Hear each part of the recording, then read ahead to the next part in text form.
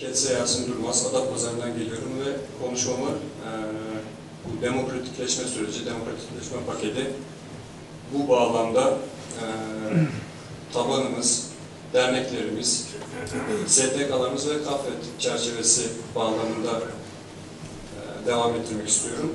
Kendi kendime sorduğum sorular ve çıkardığım bazı cevaplar vardı. Bunları iletmek istiyorum. Bu pakette biz neden yokuz? Çünkü biz Kürt, Alevi, Roman açılımları yapılırken bizi kimseyle karıştırmayın deyip sonrasında da biz neden yokuz diyebilen bir milletiz. Çünkü biz lafa gelince 5-6 milyonuz.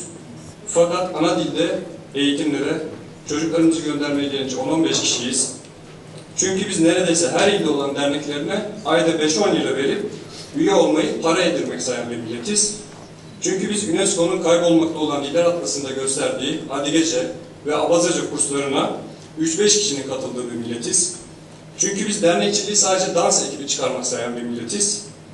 Biz kültürel geleceğini plajlarda, deniz kenarlarında çocuklarımıza, sözüm ona, eğitimlerle yapmaya çalışan bir milletiz.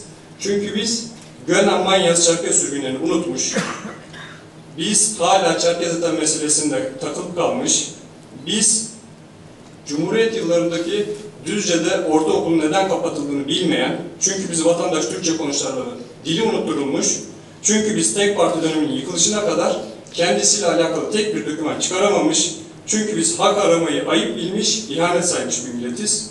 Çünkü biz 3 oku yetmeyip bir 3 ok daha ilave eden ulusalcıdan çok ulusalcı bir milletiz.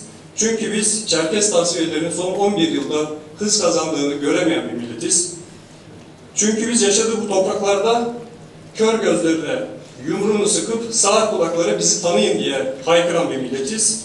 Çünkü biz Türk'ü, Kürt'ü, Laz'ı, Çerkez'i diye başlayan konuşmalarda biz de söylendik diye sevinebilen bir milletiz.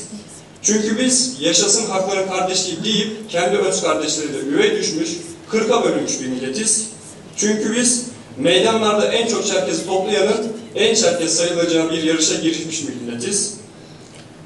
Çünkü biz Çerkez olduğumuzu sadece 21 Mayıs'larda hatırlayan bir milletiz. Çünkü biz sadece sanal alemde asaletin ve nezaketin timsaliyiz. Teşekkür ederim. Bunun yanı sıra siyasetten bahsedildi. Bununla da ilgili birkaç şey söylemek istiyorum.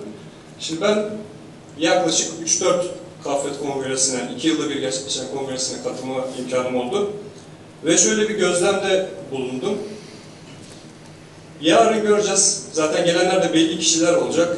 AK Parti'den genelde Hüseyin Çelik geliyor. CHP'den Emine Ülker Karhan geliyor. Bu kişiler gelecekler. Konuşmalarını yapacaklar ve diğer Çerkez milletvekillerimiz, onun yanı sıra konuşmak isteyen milletvekillerimiz. Biz hep konuşuyoruz, konuşacağız. 2 yılda bir buraya geldik, konuşuyoruz. Fakat onlar bizi ne kadar dinleyecekler? Yaklaşık yarım saat dururlarsa bence iyi bir süre. Yarım saat oturacaklar. Sayın Vacit Bey'le çok yoğun programları olduğundan dolayı vedalaşacaklar ve gidecekler. Biz konuşuyoruz da ne kadar dinleniyoruz? Teşekkür ederim.